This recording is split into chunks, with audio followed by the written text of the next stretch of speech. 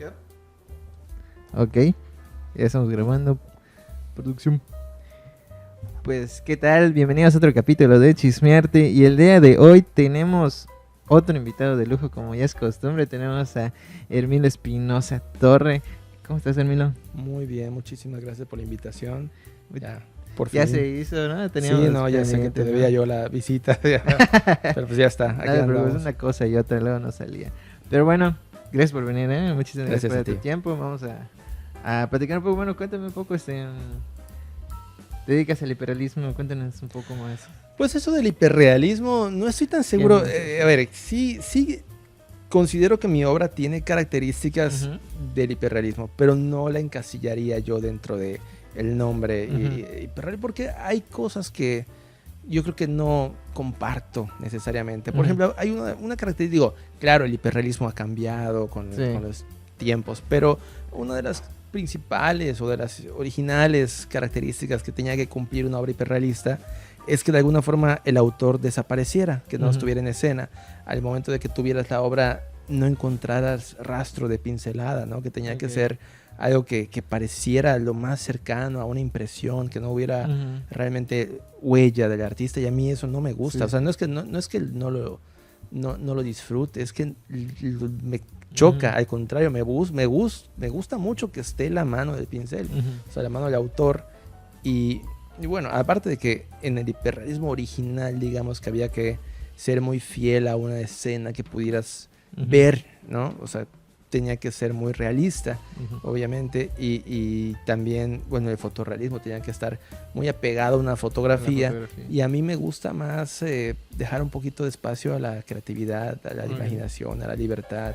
Yo creo que una obra hiperrealista en su momento tuvo un impacto muy bueno, porque era, pues, el momento histórico lo meritaba, pero ahorita siento que sería un poco, bueno, me parece que son un poco aburridas las obras que son completamente hiperrealistas en ese sentido, ¿no? O sea, yo creo que la técnica, o sea, la parte del hiperrealismo que yo disfruto mucho es el desarrollo técnico, la precisión que se necesita para poder llegar a lograr el efecto tan realista, más allá y de darle la atención a cada detalle, etcétera. Esas cosas a mí me emocionan, me gusta hacerlas, me gusta verlas también. Yo cuando consumo arte, cuando veo arte, es algo que siempre me llama mucho la atención.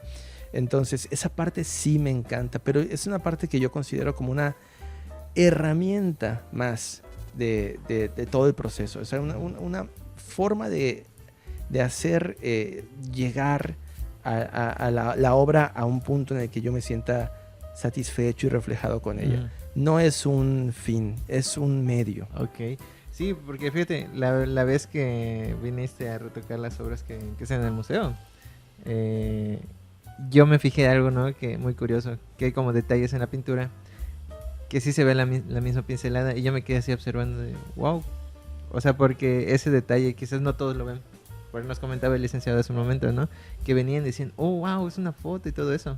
Pero si te vas metiendo en eso, sí ves eso que dices, ¿no? De la marca del pincel. Sí, no, y además hay otra cosa. Cuando uno busca llegar a ese punto tan pulido, tan relamido, en el que desaparece la mano, pues igual sucede que muchos autores que tengan esa capacidad y esa búsqueda van a llegar a un resultado muy parecido, porque si desapareces al pintor y solo queda la imagen, pues la imagen es quizás una, ¿no? Entonces, si hay 5 hiperrealistas y los 5 pintan el mismo sujeto, van a ser 5 obras prácticamente idénticas, ¿no? Entonces, yo creo que necesitas darle espacio a tu propia mano, que el artista esté presente, no solamente en la parte del propiamente la aplicación del óleo, sino todo el proceso, porque también es eso, muchos hiperrealistas parten de obras fotográficas, de referencias que no son de ellos, y eso termina siendo para mí una total incongruencia. Oye, yo tengo una pregunta, ¿tú siempre fuiste hiperrealista? ¿Siempre te estabas cercano a lo realista, a lo figurativo? No, pero digamos que, bueno, no es que mi carrera sea muy larga, pero sí más de la mitad. Lo que pasa es que siempre he sido figurativo. Y desde el inicio me gustaba el retrato, Y no solamente retrato propiamente por el hecho de plasmar a otra persona, sino por las expresiones, por la sensibilidad que se puede obtener en la comunicación con los ojos, con las manos. Eso siempre me llamó la atención bueno, igual mi abuelo era retratista en buena parte, entonces yo creo que lo observé desde muy pequeño y me llamó. Entonces siempre retrato, siempre figura humana, siempre el detalle, porque a veces la expresión, hay unos, digamos que unas microexpresiones, un detallito, apenas el ojo un poco más cerrado, la boca un poquito más abierta, cosas así cambian el gesto y cambian la experiencia del espectador en cuanto a lo que parece que está transmitiendo aquella mirada o aquella persona. Entonces esos detalles sí siempre han sido muy importantes para mí, porque pues justamente por eso, porque el resultado es diferente. Pero bueno, en un principio obviamente yo ni tenía el interés ni tampoco tenía la capacidad técnica, porque es una cosa que se tiene que ir practicando, de desarrollar un hiperrealismo tal cual. Pero sí, siempre me gustó el figurativo. Y lo que pasa es que también mis artistas favoritos desde que yo empezaba a trabajar iban por ese camino. Entonces eso es una influencia que también he tenido desde que empecé, ¿no? Entonces, pero no, al principio yo no... Te digo, si ahorita me considero hiperrealista del todo, en el principio definitivamente no. No, pero siempre figurativo, eso sí. Oye, ¿cómo fueron tus primeros pasos? Platícanos un poco cómo empezaste en esto llamado arte. Pues es un poco difícil ubicar dónde empecé, porque yo creo que no hubo como algunos colegas que estudian otra carrera completamente y sabes que hoy ya me harté de esto, voy a dedicarme a la pintura. Yo nunca tuve ese proceso. Yo creo que fue algo muy natural, un camino que parecía que estaba ya armado para mí. Pues nací en una familia donde el centro de la familia era un pintor, teníamos aparte antecedentes de pintores además atrás en la familia, y a mí siempre me gustó dibujar, siempre, desde muy pequeño estaba yo en la escuela dibujando y las caricaturas que veía las plasmaba luego en papel, siempre, ¿no? Yo creo que una de las situaciones que me hizo volcarme hacia la pintura de una forma más, digamos, con más tiempo y más interés que otros compañeros, fue que yo tenía un gran apego por mi abuelo y por la familia materna, y la familia paterna casi no la conocí, solo una tía, pero la familia materna era el centro de mi vida en ese momento, en mi infancia, y una serie de situaciones que luego platicaremos me hicieron alejarme de ellos físicamente y nunca emocionalmente, pero físicamente sí. Entonces yo me fui a vivir a Puebla con mi papá y mi hermano, pero la familia de mi mamá se había quedado acá, mi abuelo incluido. Entonces, pues sí, añoraba yo tiempos que yo extrañaba y que para mí eran muy valiosos. Y digamos que la pintura se hizo una especie de conexión entre mi realidad, que no era lo que yo deseaba en ese momento, y la que añoraba. Entonces, al momento de pintar, sentía yo que estaba todavía en ese mundo. Y además yo mandaba mis pinturas para que mi abuelo las tuviera, o las tuviera a una niña que me encantaba en ese tiempo, que se quedó acá. Y bueno, pues entonces así me sentía conectado. Entonces la pintura me hizo, en un tiempo que yo me había hecho muy introvertido y como que no tenía mucha capacidad para conectar con la gente de donde vivía, la pintura se hizo mi medio de conexión con el pasado que yo quería mantener vivo, y también mi llave de apertura para el presente, porque a través de mis dibujos y demás fue como que empecé a poder interactuar con mis compañeros del salón y demás. Oye, pues pintas padre, que no sé qué. Ya entonces con eso digamos que empecé. Entonces sí me metí más en la pintura también como una especie de forma de escapatoria de una realidad, pero también de conexión con otra realidad. Oye, ¿y de ahí cómo decides ya profesionalizarte en esto? Pues yo cuando, ya después de un tiempo de vivir en Puebla, regresamos para acá, empecé a tomar clases propiamente con mi abuelo por primera vez, que para mí era un gran amigo, una persona muy, muy querida y admirada. Entonces ya las clases con él me dieron un panorama más amplio de lo que era la pintura, y también sentí la admiración que había por mi abuelo, porque a donde íbamos a él lo respetaban muchísimo, lo admiraba, la gente lo quería muchísimo. Entonces eso yo lo sentía y me tocaba un poquito de eso a mí también por rebote, y yo lo disfrutaba mucho. Entonces me gustó ese mundo, del mundo de mi abuelo, el de estar con las exposiciones, con los clientes, con las galerías. Yo lo disfrutaba mucho, y pues yo tenía cierta facilidad, lo iba desarrollando, y la gente también lo apreciaba, y siempre hacía la comparación, ¿no? Es el nieto de don Hermilo, el famoso nieto de don Hermilo. Entonces me sentía yo también honrado, porque para mí mi abuelo era una persona que me gustaba que me asociaran con él, Ya después fue separándose del nombre, ¿no? Creando una identidad propia. Pero en ese momento era muy bonito. Y ya o sea, yo quería ser pintor ya formalmente desde la secundaria, de la prepa. Mi papá me dijo, si tú quieres eso, va, yo te apoyo. Pero sucedió que aquí en Mérida yo pensaba que no había la carrera. Creo que había en el Patria, pero no, en el momento yo no lo supe. Y mi idea era irme a estudiar a la Ciudad de México con un amigo. Ahí, pero luego no se dio, no pudimos. Terminé por cosas de la vida en Guadalajara y allá había una escuela muy buena de artes en la UDG, pero ahí tuve un poco de miedo, como me imagino que le pasará a muchos.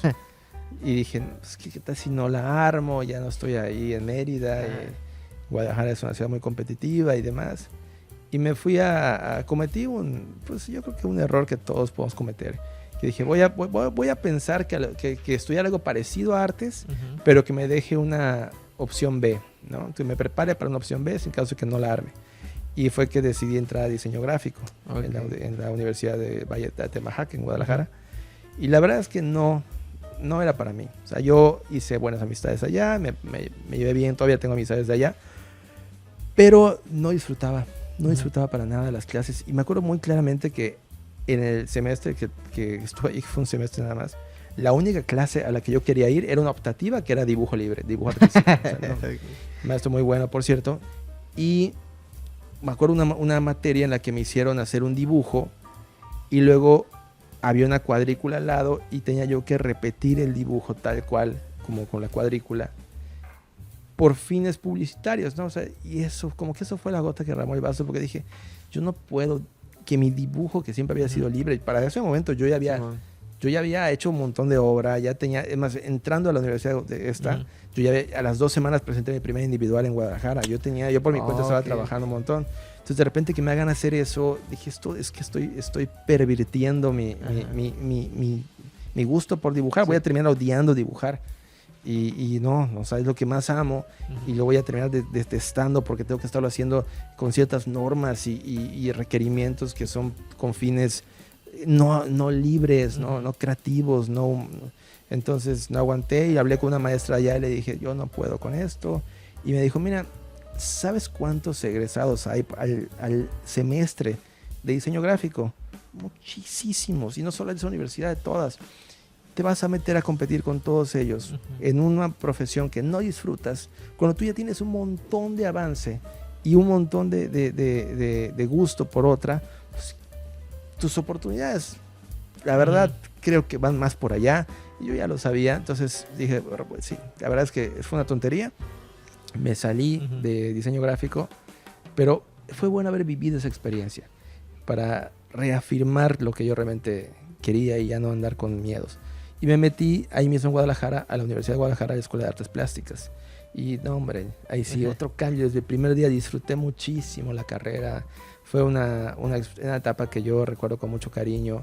Hice amigos, en Guadalajara una época de mucho dinamismo cultural. Había muchos cafés galería, de esos que los jóvenes abren ellos mismos y aquí vamos a exponer y vamos a poner acá y vamos a ver. Había artistas jóvenes también, pero que eran ya de más trayectoria, que eran una buena influencia para nosotros, maestros buenos en la universidad y había un ambiente padre. Aparte de la universidad, ahí congregaba en el campus no solamente a los pintores, sino también a los fotógrafos, a los grabadores y a los alumnos de danza. Y de música, bueno, de música no, música estaba a una cuadra, pero entonces hacías amistades con muchos artistas de diferentes disciplinas y fue muy interesante. Entonces, bueno, pues yo ya llevaba tiempo pintando, para cuando entré a la UDG ya llevaba tiempo pintando, incluso ya había expuesto mi primer individual aquí en Mérida y siempre mantuve conexión con Mérida. Pero sucedió que tuve la fortuna de que cuando estaba yo por terminar la carrera, recibí una invitación, mientras muchos de mis compañeros aún ni siquiera presentaban su primera exposición, yo recibí una invitación para mi primera internacional, que era en Cuba, en La Habana. Entonces, pues sí, fue muy interesante la experiencia de recibir esa invitación y pues Pero para ese momento, por circunstancias, yo había quedado en Guadalajara sin la familia y no tenía espacio realmente para desarrollar la exposición y el tiempo. Entonces lo que hice fue que di de baja temporal la universidad, pedí permiso un semestre para venir a Mérida, terminar de preparar la exposición, llevármela a Cuba, presentarla y me quedé allá con un mes más o menos, una experiencia buenísima igual, y regresar. Pero ese tiempo de estar en Mérida, que me tocó convivir con mi abuelo, por ejemplo, otra vez, ya no como su alumno, sino como su colega, y disfrutar de hacer una obra tan, para mí era tan importante y demás, pues fue muy, muy, muy significativa. Entonces, cuando regresé a Guadalajara, yo ya sabía que quería regresar a Mérida. Entonces, terminé la carrera y el día que terminé la carrera me regresé para Mérida y empecé entonces a trabajar con mi abuelo. Sí. Y a partir de ahí siempre fue convivir en el estudio y estar a la par muchos años. Y ya después aquí quedamos. La chica a la que yo le enviaba los cuadros es que me encantaba, es mi esposa. Entonces nos casamos aquí, pues ya los hijos acá. Y así que me quedé acá. Pero la verdad es que estoy contento en Mérida, pero sí siempre me quedé con mucho cariño por Guadalajara. Y yo me siento que parte de mí se quedó allá. De hecho, el año que viene tengo una exposición en un lugar que yo admiraba. Decía, si algún día quiero pensar que soy alguien en la vida de la pintura, si logro exponer ahí, Museo de las Artes de Guadalajara, y ya el año que viene va a ser esa realidad. Y pues bueno, pues aquí andamos ahí. Oye, platícame un poco sobre cómo has visto evolucionar tu obra desde el momento en el que quizás empiezas, entras a la universidad y a la obra que ya tienes ahorita actualmente. Fíjate, yo creo que la evolución ha sido de una forma orgánica por un lado y ha habido una etapa medio rara. Yo creo que la obra que más me gusta y la que más disfruto es aquella que yo hacía en servilletas y así, porque era muy libre, o sea, eran mis dibujos más desenfadados y más libre, o sea, sí, hacía lo que me da la gana, ¿no? O sea, este es el papel. Y luego trataba de pasar eso al lienzo. Ahí es donde a veces tenía dificultades. En un principio no podía porque no tenía la capacidad técnica de hacer lo que yo veía, trazarlo y trasladarlo completamente al lienzo. Fui aprendiéndolo. Luego hubo una etapa en la que, digamos, afortunadamente, que esa es una situación que muchos pintores es muy complicado. Afortunadamente tuve trabajo en cuanto a encargos de retratos, por ejemplo. Y es una vertiente que a mí siempre me ha gustado mucho. Y bueno, pues fue un impulso importantísimo durante mucho tiempo.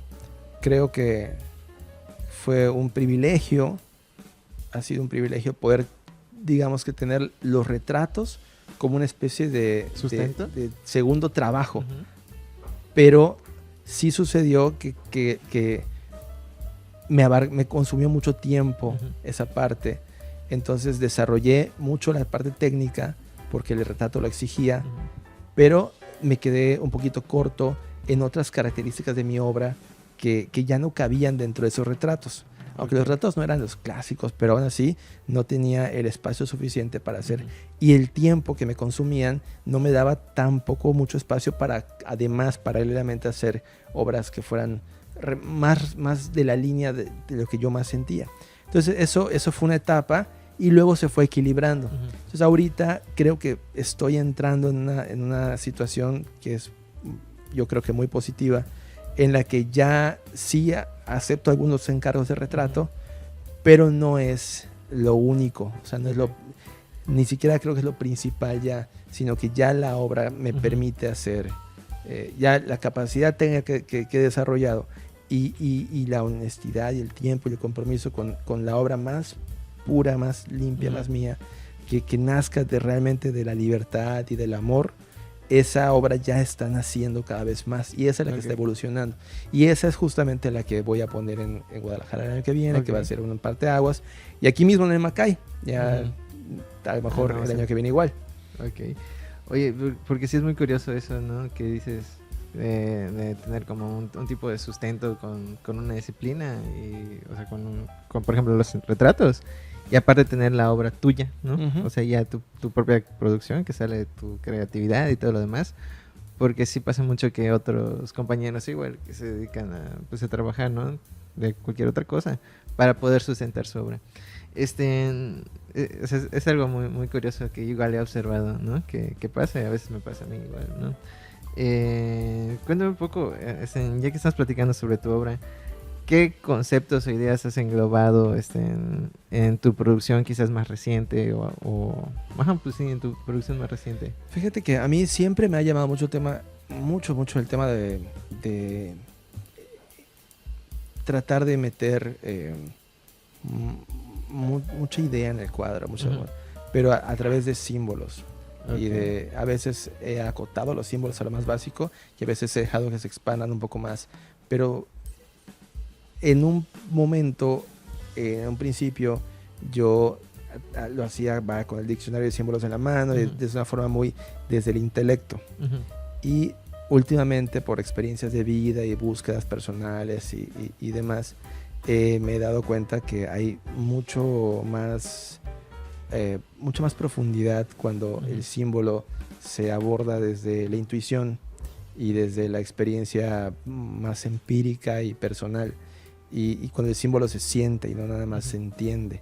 Entonces eso últimamente ha sido parte de lo que estoy cocinando y poco a poco incorporando en las obras más recientes, que yo creo que son las obras más honestas que he hecho hasta ahora, porque ya ya me permito hacerlas, ya el pincel me obedece lo suficiente para que pueda yo llevarlas a cabo, y entonces ya me puedo decir, ok, ya puedo pintar, ¿qué voy a pintar? Y entonces experimentar mucho. Me he sumergido en lecturas, en investigaciones, en filosofías, en religiones y demás, pero además no solamente en esa parte, sino también yo mismo experimentar la vida lo suficiente como para tener materia prima de verdad para poder llevarla al lienzo a través de simbologías que ya no sean una especie de pues nada más una descripción casi didáctica de las situaciones, sino una cosa mucho más intuitiva que resonará mucho para mí, pero por esa capacidad intuitiva que tienen, como un poquito como los sueños o las lecturas de tarot o cosas así que son muy personales, que resuenan con ciertas características de cada persona, pues se hacen también universales. Es decir, un cuadro donde yo utilizo símbolos y demás que tienen un valor, digamos, universal prácticamente, o que se puede entender o experimentar porque son cosas con las que convivimos o porque estén en el inconsciente colectivo, pero además que yo conozca y yo sienta, yo asimile, pues generarán una obra que tendrá una dinámica que alguien más podrá interpretar desde su punto de vista, con su experiencia, y encontrar un camino diferente. Pero al final de cuentas todas las obras son espejos y vas a encontrar algo de ti mismo en ella.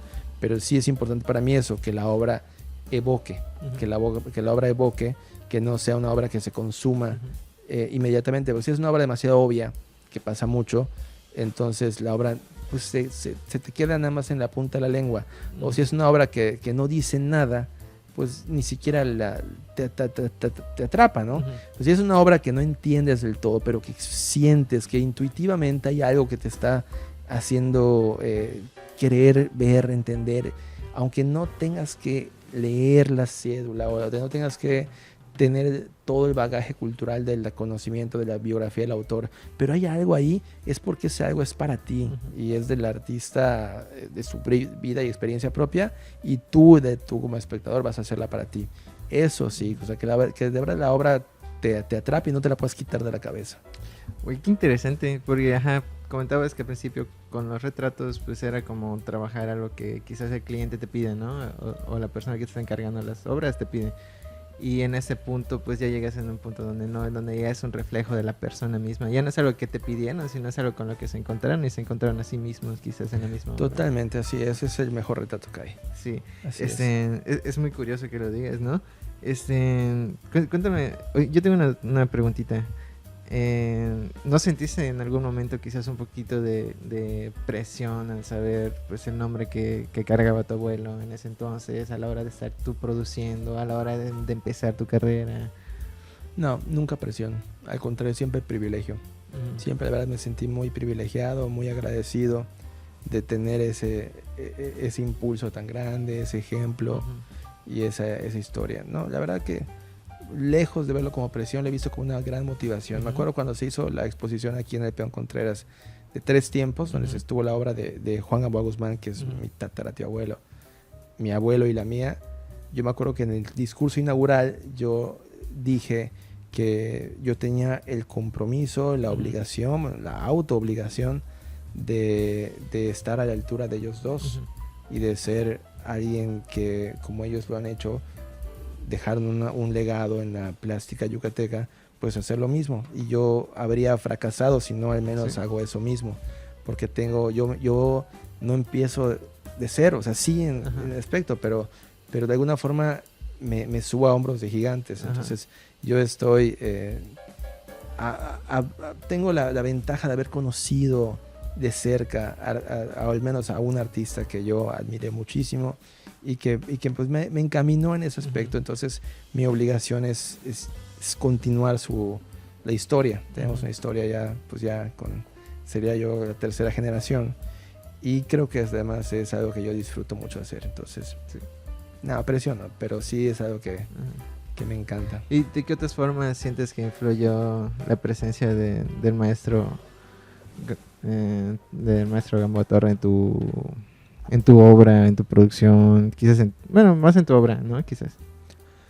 Yo creo que te digo, todo totalmente, o sea, 100%, porque desde sus retratos yo ya tenía ese gusto por lo figurativo, y su obra, la obra que más me gusta de mi abuelo, es una cierta etapa en particular, es una obra que me influye. O sea, sí, está en mi lista de los artistas que más me gustan, y sí veo en mi obra reflejos de la de él. Todavía yo en la casa tengo el privilegio de tener algunas obras de él colgadas allá, y las veo y las disfruto. O sea, las he visto años y años y años, las sigo viendo y sigo disfrutando de este color, esta suavidad, esta técnica, este movimiento, todas esas cosas que a lo mejor por ser pintor disfruto más, pero que de verdad me encantan. Oye, ya cerrando un poco con esto, quiero hacer una pregunta. ¿Qué le dirías tú quizás a un artista que está empezando su camino en todo lo que es el mundo del arte, en la profesión artística, etcétera? Bueno, pues depende, tendría que tener un poco más de referencia, pero en general, para todo mundo que esté empezando y que quiera dedicarse a esto, creo que hay algunas ideas que son fundamentales. Una es que es un trabajo muy demandante.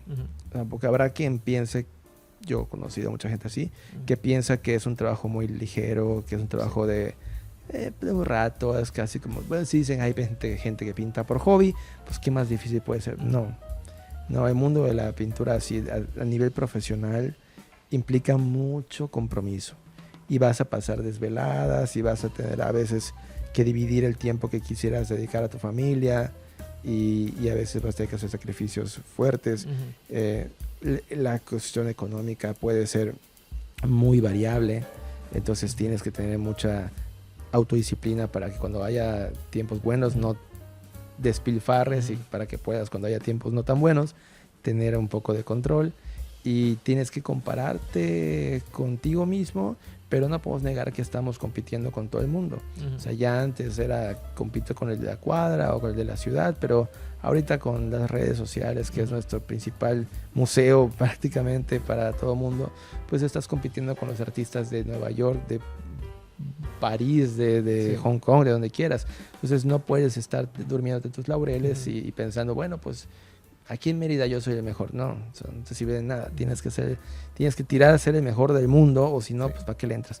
Pero sobre todo tienes que disfrutarlo mucho también. O sea, creo que es una obligación, porque hay tantos trabajos y tantas profesiones que mucha gente tiene que hacer porque no le queda de otra, porque es lo que encontró, porque es lo que pudo, aunque quisieran cambiar de trabajo, pues la vida no te lo permite a veces, que los que tenemos el privilegio de trabajar en algo que disfrutamos tanto como esto, pues tenemos la obligación de disfrutarlo. Ética, porque además eso es lo que la gente también encuentra como una motivación. Sí. Oye, mira, una pregunta más, ¿no?